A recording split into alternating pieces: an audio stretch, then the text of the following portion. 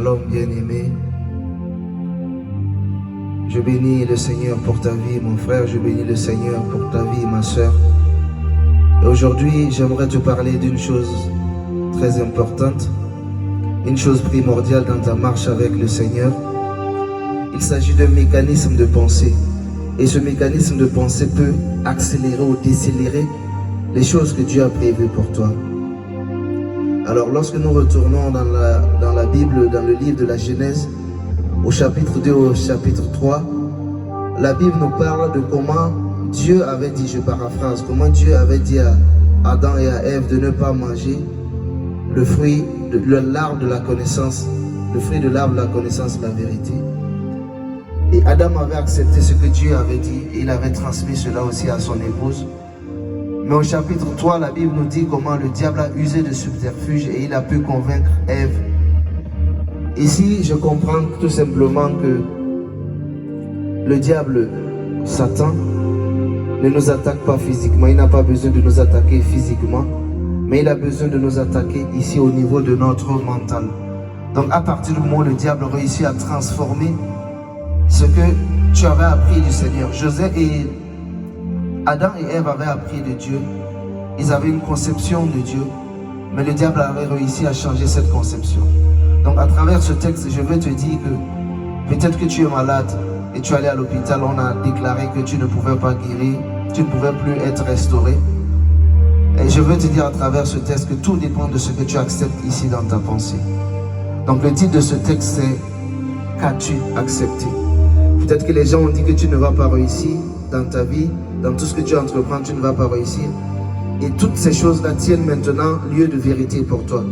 Alors que ce n'est pas forcément ce que Dieu a prévu pour toi, ce n'est pas forcément ce que Dieu dit de toi.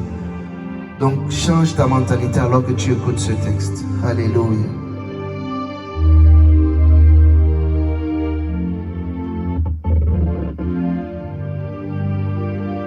Notre univers influence nos émotions. Nos émotions influencent nos pensées. Nos pensées façonnent notre mentalité. Et notre mentalité est la résultante de ce que nous avons accepté. L'homme ordinaire se laisse conduire par la réalité. Et le sage se laisse instruire par la vérité. La meilleure manière de vivre dans un monde trompeur est de s'attacher à celui qui ne nous trompera jamais. Emmanuel, Dieu est avec nous. Dans un monde enténébré par l'incrédulité, l'impiété, le péché, la prophétie révèle aux chrétiens les plans de Dieu pour l'établissement du règne millénaire de Christ et les gloires de son royaume. Mais qu'as-tu accepté? La nouvelle génération t'a peut-être dit que le christianisme côtoie l'utopie et que les évangiles synoptiques ne sont que de simples récits recueillis afin que l'histoire soit nourrie. Est-ce vrai? Tes convictions et ton degré de foi en Christ te donneront la réponse. Pour ma part, l'équivoque est levé et je reste saisi dans cette pensée.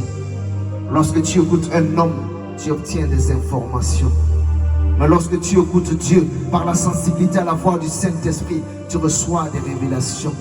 Parce que la devise du Saint-Esprit, c'est silence, écoute et obéis. Mais qu'as-tu accepté? Coup de tonnerre, les examens et le diagnostic du médecin ont décelé une maladie incurable. Oui, c'est la fatalité. Oui, médicalement, tes chances de survie sont quasi nulles.